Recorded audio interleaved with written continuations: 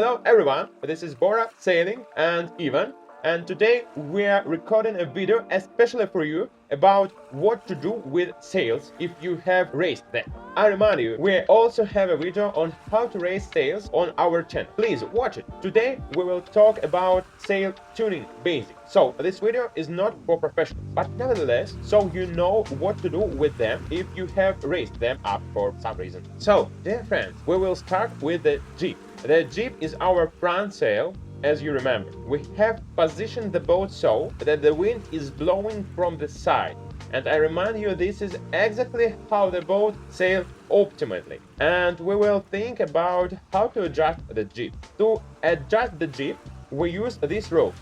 They are called jib sheets. And I remind you that we control the jib sheet only on the side where the sail is filled by the wind. That is, if the sail is filled to the right, then we control it from the right side. If it's barely is to the right, we control the jib sheets from the right side and we do not touch the left jib sheet for now. Later, of course, we will adjust it when we are racing and fine-tuning the boat, but now, in the basic setup, we only use the levered jib sheet.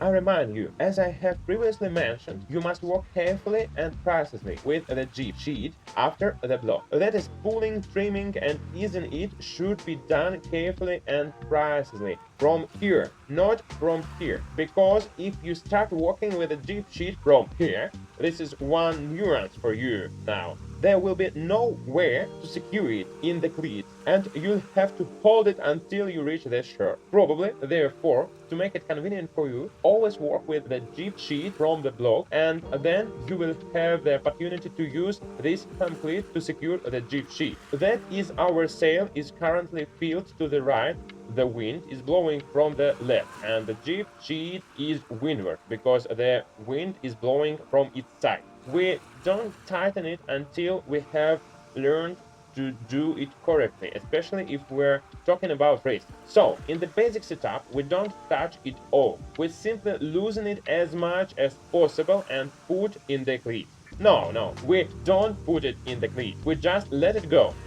What happens if the jib sheet is too loose? We can see along the luff the wind starts to blow into the sail, as if from the opposite side, and if the wind is strong, the sail begins to flutter in the wind.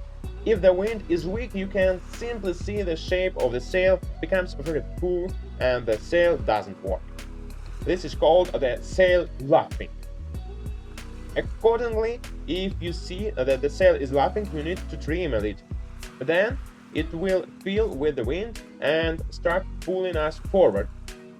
But, dear friends, you need to be very careful here, because if we trim the jib too much,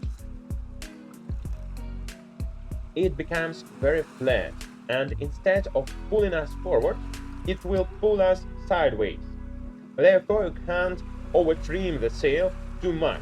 It will stop the boat because of this. So, the sail needs to be let out as much as possible, but until the point where it starts lapping. This is called trimming the sail on the verge of lapping. Only sail trim on the verge of lapping will effectively pull our boat forward once again. The sail is perfectly filled with wind. There's a temptation to trim it more, but we don't need to trim it further, because you can see the jib is filled in this case, but here it is flatter, and in this case it is more curved. The more curved and rounded sail is better. It pulls us forward. This means that we need a sail that pulls us more forward rather than sideways. Such a sail will pull us forward. So, on these courses, when the wind is blowing from the side, we need to try to ease the jib more. But if it starts to luff, then in this case, you can really need to trim it.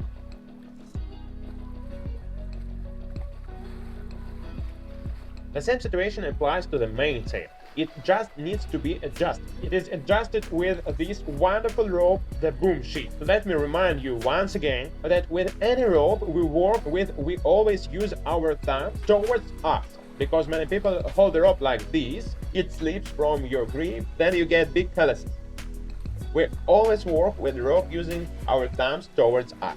So, well, we need to figure out what to do with the main sheet.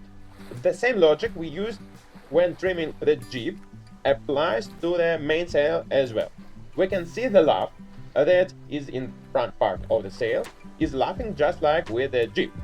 Our mainsail is not working now, and the wind is blowing from the wrong side in this case.